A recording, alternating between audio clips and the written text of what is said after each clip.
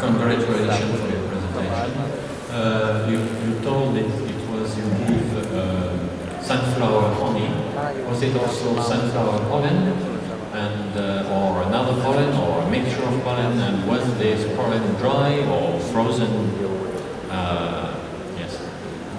We use commercially available pollen from Spain with a certified low residue of pesticides in them, but it was commercially available at a local e-store. And the honey underwent a certification at a lab in Bremen, so it was 100% pure sunflower honey. And for the mixture of honey, we used the sunflower honey, so we had sunflower honey in full of parts, but one of the natural pollen content of the honey, but in this other case, the substitution of about 15 grams of pollen.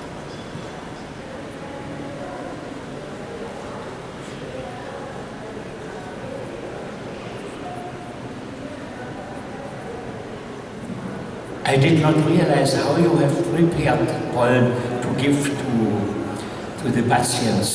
Fresh pollen or prepared dry pollen? It was dry pollen from the commercially available dry pollen, which we mixed with the honey, because there were some studies before that showed that pollen is more effective when it is in contact with pollen. So we use this in order to improve the taste of the product, but also to improve the efficacy of pollen. We wanted to use that knowledge. Okay.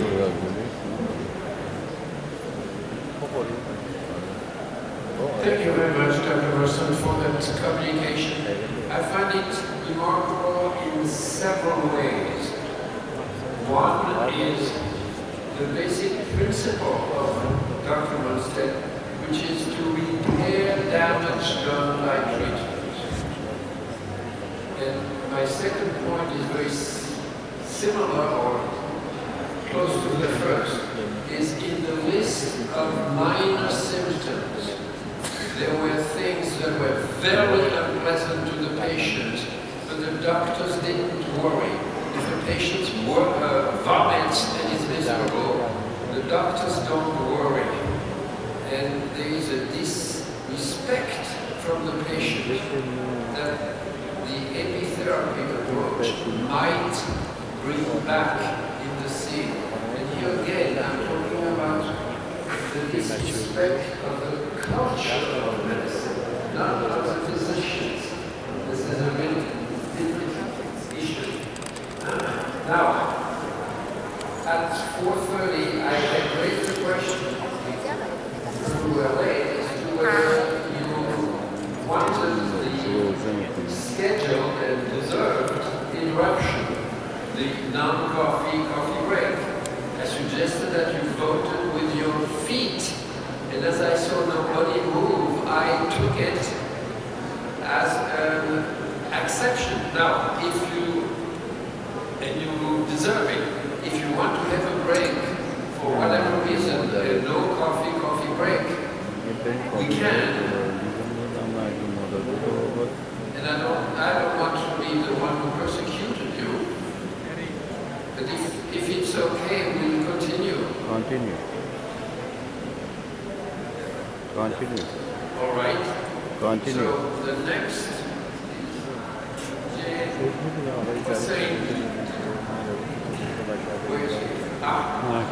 Я хочу обратиться к президенту. Перевести его можно? Я представляю оздоровительный центр с биорезонансными лечебными ульями. Так, слушайте, да? Я представляю оздоровительный центр с биорезонансными лечебными ульями. И хочу к вам обратиться с предложением. Пока вы находитесь в Украине, будете ездить по турам и обязательно заедете в центр, вам хорошо поправим здоровье. Будете еще активнее, подвижнее.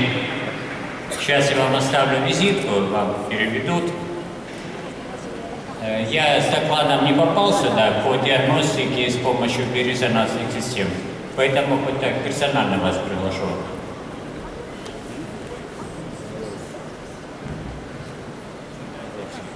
Thank you. I accept the invitation and we go on tour and I keep you for Now, here, a man who has worked a lot with the bees in a very original way. So I'll let you talk.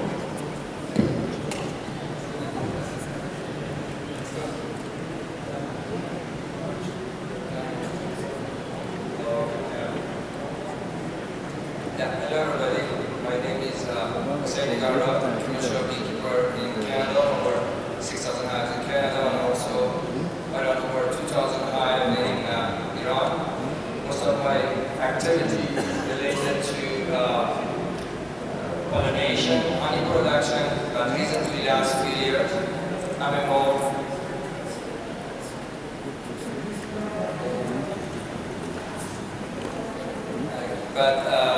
most of the activity recently it came across to baby parallax, especially on this presentation is a remarkable result of the M chromosome probably for stomach ulcer cure. About the M chromosome, about the H. pylori, is a Helicobacteria pylori, is a bacteria causing the stomach ulcer. Over 70% of the world population they have the stomach ulcer. But antibiotics that doesn't work on more than 10-15% of the client temporarily and is a big chance of the return of the disease. We'll explain about the effectiveness of M chromosome on Helicobacteria pylori, which causes the stomach ulcer. I don't know if this video is ready or not, but let's try. Okay. The M chromosome probably is one of the active ingredients to cure American foreign hives. Instead of we burn the hives, it can be effective on Pneumocystis larvae and germination of the spore to bacterial stage. We cure over 30,000 hives in Canada and USA instead of burning the hives and destroy the bee equipment. But recently, most likely be using for human pathogens. This topic is about the stomach ulcer.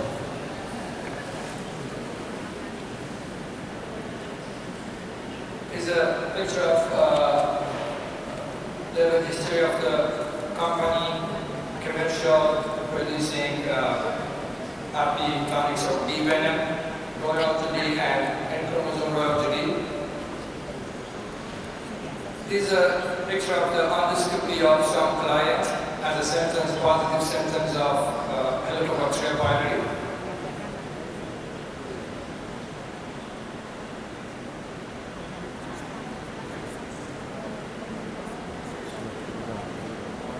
It was over 173 people has been tested for the endoscopy and we applied the parallax.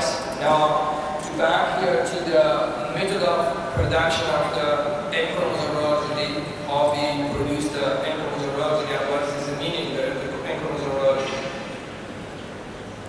When we grafting larvae for royalty production, usually we use 32 chromosome larvae. And this method we use 16 chromosome larvae instead of 32 chromosome larvae. Basically, when it is producing two main different kinds of royalty, one with hypopharyngeal glands, which is the worker jelly, the other one royalty with multiple glands. But when we graft the 16 chromosome larvae in the cells or in the queen caps, we have two different results. If we graft in the cells, we have over 70% royalty, 30% worker jelly. If we have unfertilized eggs in worker cells or in ground cells, we get over 70% worker jelly and then 30% royalty. But to produce royalty, it's not a worker or M chromosome or other royalty is totally related to the level of the protein consumption. On this picture, what we see cells is naturally we graft the larva beside the fertilized or basically cap root is unfertilized eggs. But because of unfertilized eggs cannot come to pupa stage to become queen, we extending the size of the queen cells, and the larva is the end of the cells and is separate from royal jelly. The good thing about that is if you graft into that stage and it's a rainy day and you cannot harvest the royal jelly, the larva will separate from the jelly automatically. On this picture you can see the larva is separate from royal jelly naturally. When we grafting, same thing, larva will fall on and the royal jelly stays separate from the engrams of royal jelly.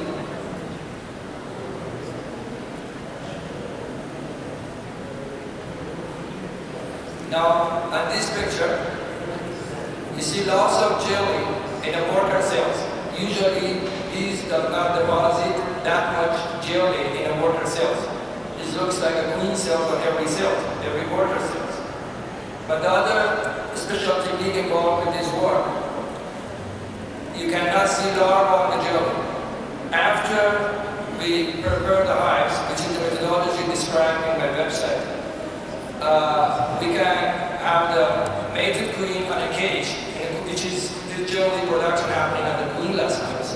After that, we can see the bees throwing the larva between a half an hour to 2 hour period of times, because after that we may lose over 30% of the jelly. Bees will consume the jelly. The practical way of productions, when we have the mated queen on a starter hive, they will take the larva automatically. Then we don't have to spend so much time to separate the larva. These are other pictures we can see here. More pictures.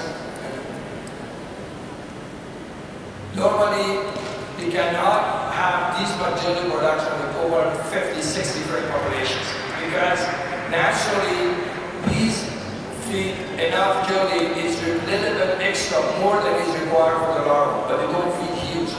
But the method of doing this works.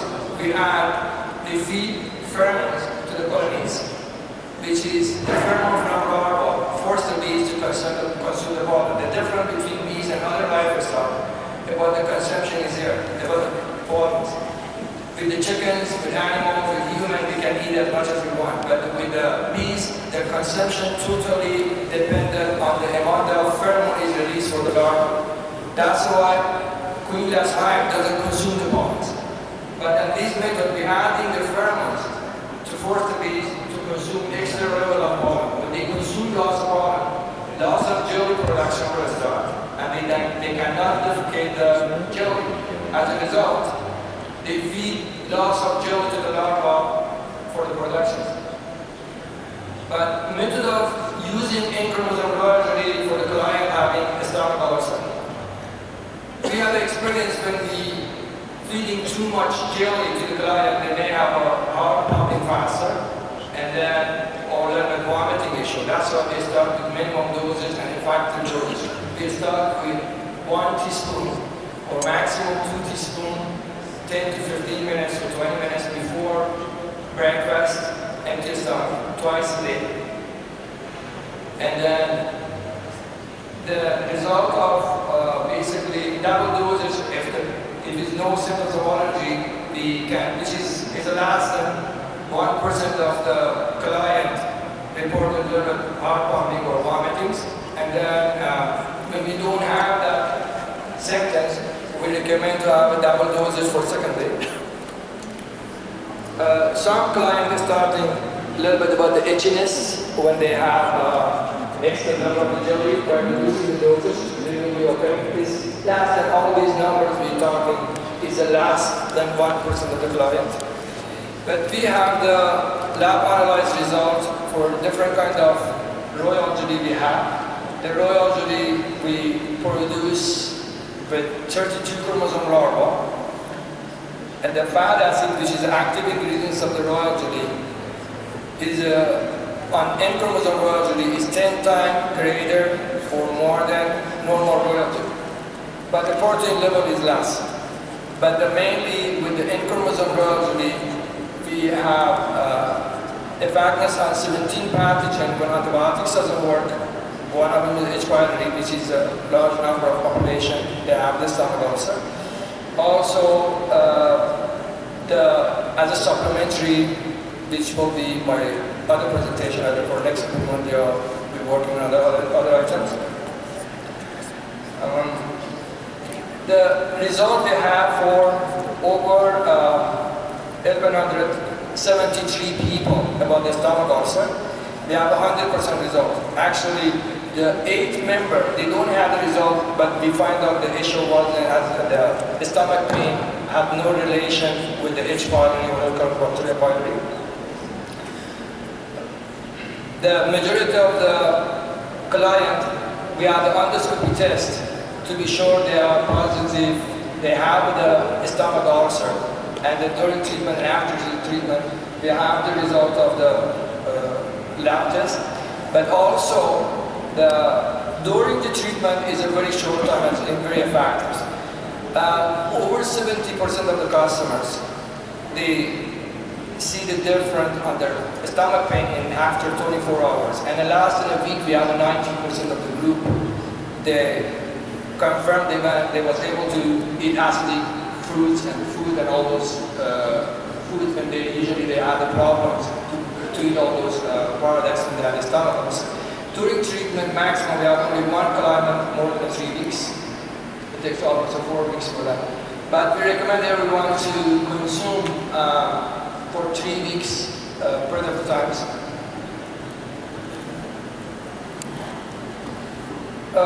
Usually, the customer, basically the client, when they have the problem with the stomach ulcer, one of the problems they have is with the basically loss of pain, eating loss of food, and deficiency, nutrients deficiency. The reporting loss of the recovery with the problem they've been dealing, which is main cause, it was related to the stomach ulcer and also the nutrients deficiency because lack of nutrition, because they couldn't eat all the source of the food usually they're supposed to consume per day. But the timing for those treatments, some of the people we had is more than 12 years, some of them went, some clients for 20 years, we are still in contact with them. There is still no sign of the H. pylori or stomach ulcer, but because of H. pylori, like many other bacterial pathogens, it can be transferred very easily and when the families kissing each other, using each other, teaspoon, glass or handshake, easy can transfer. Disease can become epidemics. We recommend the client they should have the Paradex once a year at least for one week per year. And then other benefit I want to talk about it is with basically some of our clients, they had when they was using for stomach ulcer, they had a very good report about their hormone change, especially man with the testosterone issue, female with progesterone and estrogen issue, basically improvement on their sexual activities and also increasing libidos. And also some people, they have some infection, basically other benefit was involved at the same time as curing Helicobacter pylori for stomach ulcer. But one of the interesting results we've been involved with the people, they've been involved with the problem of the insulin. We have a small number of group of insulin, diabetes group 2, their pancreas was able to produce insulin again, which is they now had the issue of being diabetics or having a problem with the diabetes issue, which is that will be our next strategy and works to work on group of diabetics to cure diabetes. As I said, from the H. pylori to prevent, this is one of the most problems over 30% of North Americans or worldwide population.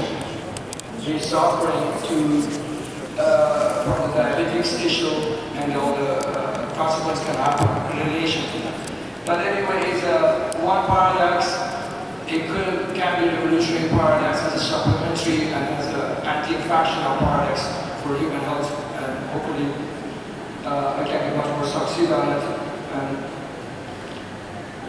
But to make a short for the rest of the conversation, rest of the presentation, as H. pylori, when you back home, when you have time, search about Helicobacter pylori and stomach ulcer, is a worldwide epidemic bacterial disease and has no antibiotics can be effective and can cure them.